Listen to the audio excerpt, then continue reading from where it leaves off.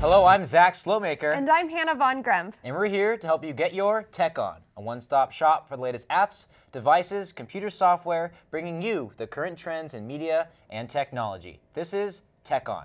Today we will debunk some of technology's greatest misconceptions, because after all, we are living in the world's worst game of telephone.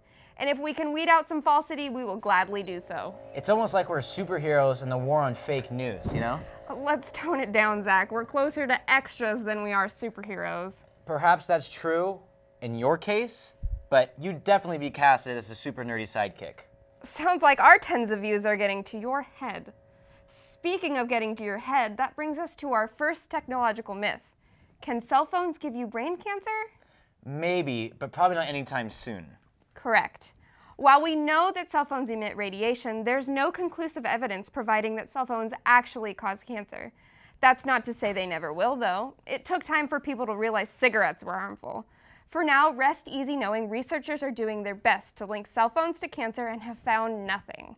Staying on the topic of cell phones, our next myth has to do with battery life. Two common misconceptions regarding cell phones are don't charge your phone until it dies and don't leave your phone charging longer than it needs to. We've been led to believe both are surefire ways to destroy your cell phone's battery. Luckily, for those of you that, like me, who charge your phone while you sleep, you can sleep soundly knowing your phone's battery is just fine.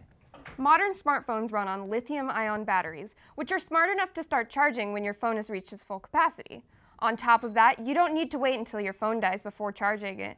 In fact, with cell phones nowadays, it might be better to charge your phone in small bursts at half power than from 0 to a full charge. For our next myth, let's discuss megapixels. It turns out the number of megapixels a camera has doesn't mean as much as the size of the megapixels. An image quality is determined by how much light camera's sensor can take in. And while a lot of megapixels can theoretically absorb more light, in reality, larger megapixels can do the same, more efficiently. Think of it this way. Imagine yourself trying to catch water in a rainstorm. What would help you catch more water, 8 buckets or 12 cups? Let's speed this up a little, shall we? Sure. Incognito browsing doesn't make you anonymous like some believe. All private browsing does is keep other people who have access to your computer or smartphone from seeing what you've been up to. It doesn't do anything to stop law enforcement or internet providers from seeing what you watch. High-resolution displays on smartphones don't mean as much as they used to. At this point, the human eye can discern so many individual pixels, so if you're out searching for a new smartphone, understand that most of the resolutions you see are about the same, even if they're labeled differently. Mac computers can get viruses. They just aren't as vulnerable as PC computers. It doesn't harm your iPhone if you want to charge it with your iPad charger unless you're using it to charge your phone regularly. And lastly, the more signal bars on your phone doesn't guarantee better cell coverage.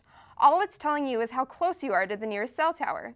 Keep that in mind if you're ever frustrated trying to make a phone call when you have all 4 bars. Thank you for joining us today. I'm Zach Slopemaker. And I'm Hannah Von Gremp. Make sure you tune in next time to get your tech on.